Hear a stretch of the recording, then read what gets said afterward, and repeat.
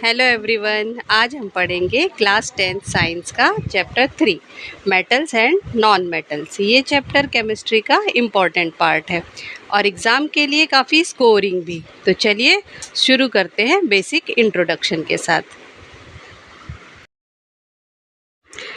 Elements को 3 category में divide किया गया है। कौन से? मेटल्स, नॉन मेटल्स और मेटेलॉइड।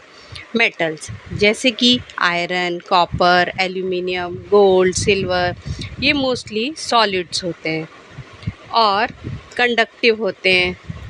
और नॉन मेटल्स जैसे सल्फ़र, क्लोरीन, ये जनरली गैसेस या ब्रिटल सॉलिड होते हैं। ब्रिटल सॉलिड मीन्स जल्दी से ब्रेक हो जाते हैं।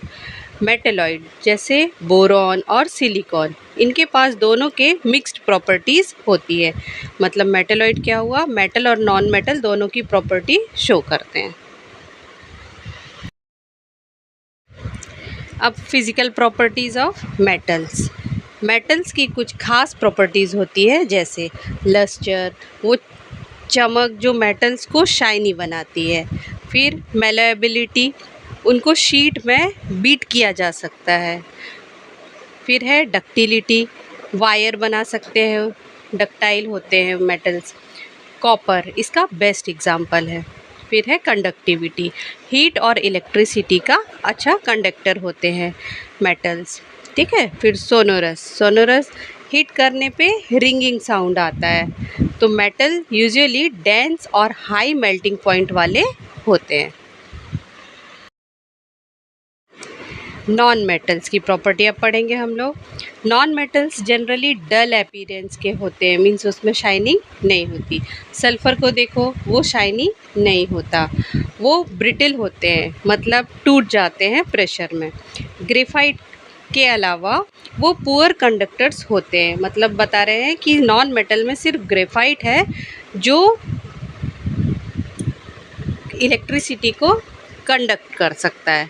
और हाँ, नॉन मेटल सॉलिड, लिक्विड्स या गैसेस भी हो सकते हैं। ये इम्पोर्टेंट पॉइंट है।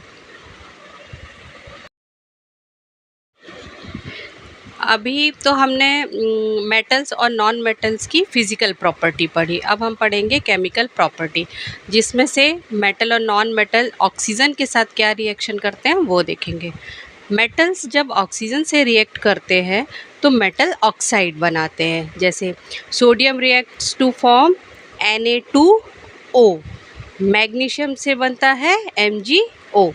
मोस्ट मेटल ऑक्साइड बेसिक होते हैं, लेकिन एल्यूमिनियम ऑक्साइड जैसे कुछ एम्फोटेरिक भी होते हैं। और ये ऑक्साइड्स कभी कभी एक प्रोटेक्टिव लेयर भी बनाते हैं। अभी वाटर के साथ रिएक्शन देखते हैं।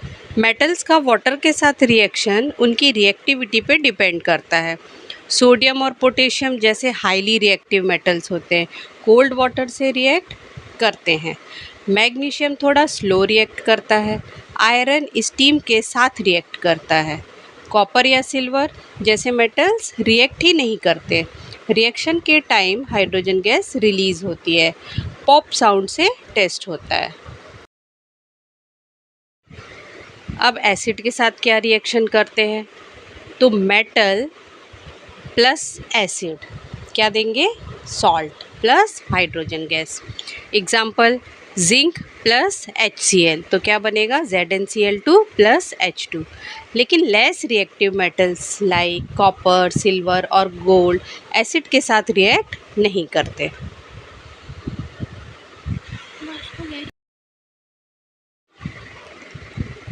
अब नॉन मेटल्स का पढ़ लें हम रिएक्शंस। यहाँ आयोनिक बॉन्ड के कॉन्सेप्ट आते हैं।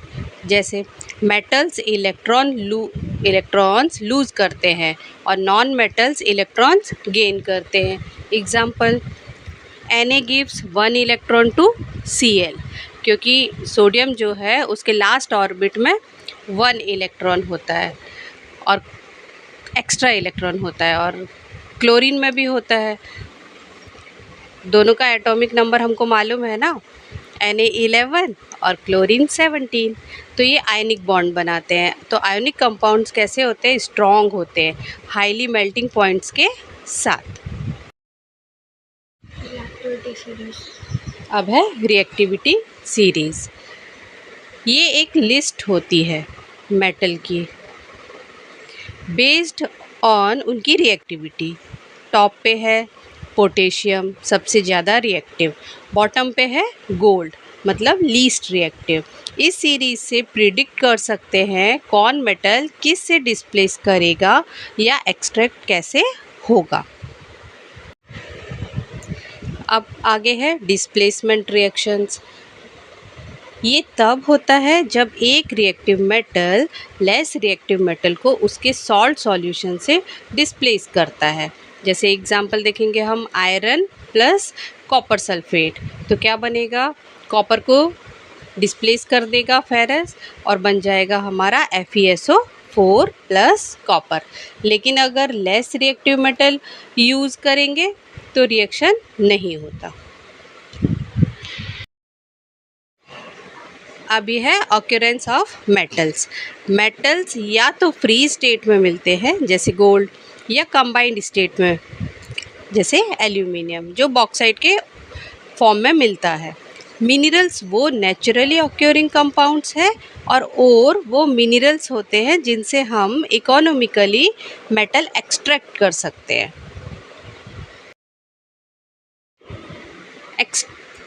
एक्सट्रैक्शन का प्रोसेस मेटल की रिएक्टिविटी पे डिपेंड करता है। हाईली रिएक्टिव है तो इलेक्ट्रोलाइसिस, मीडियम रिएक्टिव है तो roasting and reduction, low reactive है तो सिंपल हीटिंग। ये 3 स्टेप हैं। कौन से? Concentration, extraction and refining. Roasting versus calcination. अब ये क्या है रोस्टिंग और कैल्सिनेशन? रोस्टिंग, जब सल्फाइड ओर्स को एयर में हीट किया जाता है तो उस प्रोसेस को बोलते हैं रोस्टिंग। और कैल्सिनेशन क्या है?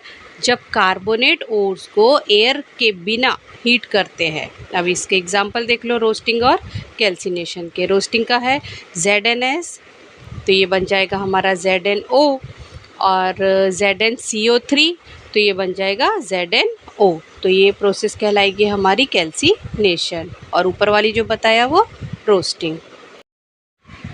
अब देखते हैं प्रोसेस हमारी कोरोजन। कोरोजन क्या होता है? कोरोजन एक स्लो प्रोसेस है जिसमें मेटल इन्वायरमेंट के कांटेक्ट में आके डिग्रेड होता है। जैसे कि कोरोजन, आपने बहुत अच्छा एग्जांपल इसका देखा होगा, आयरन का रस्ट लगना। तो क्या होता है, iron plus oxygen plus water, तो क्या बन जाएगा, Fe2O3 और H2O। ये हो गया हमारा कोरोजन।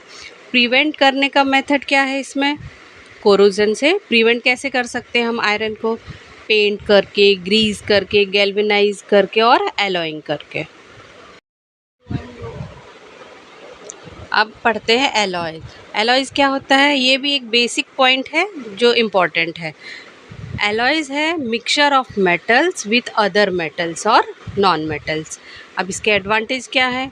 स्ट्रेंथ है हो जाती है इससे, ड्यूरेबिलिटी बढ़ जाती है, कोरोजन रेसिस्टेंस हो जाता है। तो एग्जांपल इसके क्या है? जैसे कॉपर और जिंक को मिलाया तो बन गया हमारा एक ब्रास, और कॉपर और टिन को मिलाया तो बन गया ब्रोंज।